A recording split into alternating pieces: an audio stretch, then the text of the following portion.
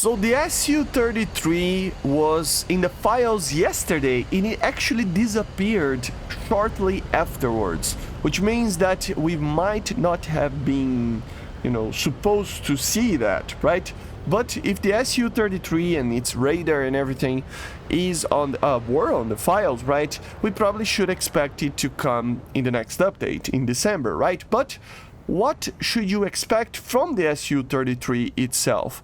So is the SU-33 actually coming? Well, most likely yes. Normally when this type of thing is on the files and appears on the files and stuff, it means that it will probably be added in the next update, okay? Maybe even a whole naval update is going to come, like a focused update on naval stuff.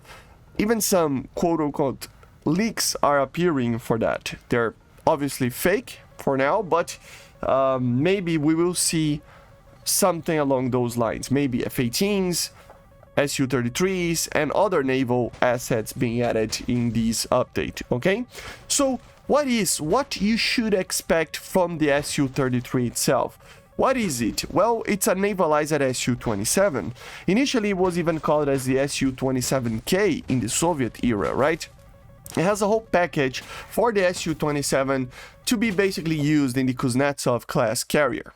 The main changes include an arrestor gear for landings, a stronger landing gear and structure to take the hits of landings, folding wings for the carrier itself, for the aircraft to be fitting in the aircraft carrier, and just you can basically carry more because of that.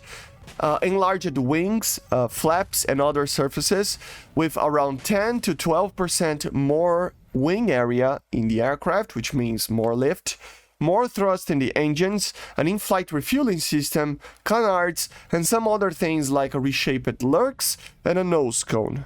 A reshaped nose cone, right? It has 12 pylons with a radar made to be used in the sea and some other little changes here and there. In the performance side of things, overall the aircraft will have a very similar performance between the Su-27 and Su-34, of course, being heavier than the Su-27 but lighter than the Su-34. But still, with all these changes that we talked about, it will probably be an incredible turn fighter, especially if the post-stall maneuvers are used, with more power and way more possibilities of doing high AOA Cobra maneuvers like the Super Cobra and the Kubit, just like the Su-34, but being lighter than the Su-34 means that it can accelerate faster and able to maintain the energy better compared to the Su-34 itself. Okay, so an aircraft that has more turn, more post-stall maneuvers, more Cobras and stuff, but lighter than the Su-34. So probably the best flanker in the game in the terms of performance of flight. In the sensors department, this is where it starts to let down a little bit. It has the normal systems from the Su-27, but with some minor changes, like the N001 radar is still used with some slight modifications done to be used at sea. The same IRST is used and the same SPO-15RWR is used. So in the game it will be pretty much as the normal original Su-27 apart from the performance side. In the weapons department, the story is the same. The weapons are very, very similar to the Su-27, but it has 12 pylons, so more missiles than the normal Su-27. Those include, of course, the Grisha 30 cannon, which is the normal 30mm, same amount of rounds, everything, 150, right? Air-to-air missiles include the R-27 and R-73s, but no R-77s for it. Of course, there's always the possibility of modernization in the future, but as far as I know, they never did it until now. So, it means no R-77s. Air-to-ground, it kinda is the same. The normal unguided weapons that the Su-27 can carry will be there, so FOBs, S-rockets, and cluster bombs can be added in the future. In the air-to-ground guided department is a little bit more complicated because most picks pictures and stuff, about it are just static missiles that show off what it could actually be added in an upgrade to the SU-33. But in reality and in theory, the radar and systems just don't allow you to carry anything that is guided to air to ground. So there's always the possibility that Gaijin might add something like the KH-31 and some other missiles that have pictures on the SU-33, right? But I think it is basically unlikely, right? And at the end of the day, the missiles were not really used by the SU-33, right?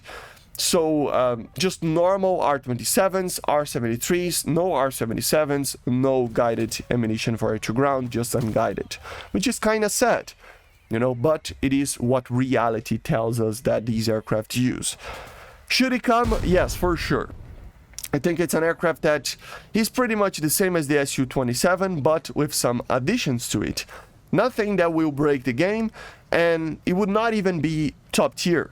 Probably, if added in the correct way, in the terms of weapons and stuff, it would be a 13.0 or 13.3 BR due to the weapon systems.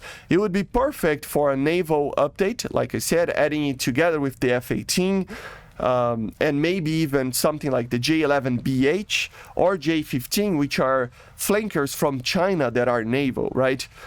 So that would be kind of cool. But at the end of the day, we don't need anything that is not realistic, in my opinion. So the SU-33 would probably only have the normal weapons, and it would be a 13.0, 13.3 jet that is turning better than the SU-27, but also being heavier, right? And at the end of the day, these aircraft would be incredible to just have another option for you to fly in that tech tree, that it's not the normal SU-27s, but with nothing too crazy to be added afterwards, that can be a real upgrade to that line, right?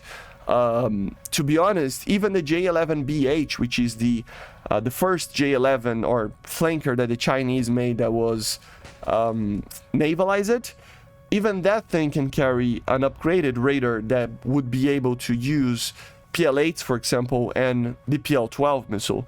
So the SU-33 is really stuck in time, even though it is an aircraft that is being used right now and it's modern and stuff. At the end of the day, it's an aircraft that is stuck in the 80s for most of its systems and weapons, which means that it will be having a lower BR.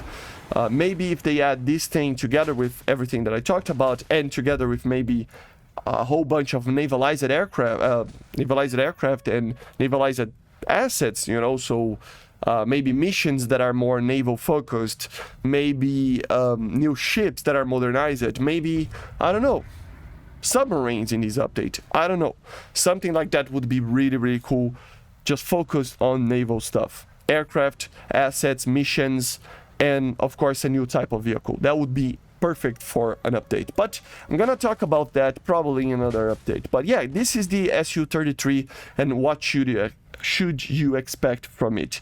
Very similar to the SU-27, but cooler in some areas, right?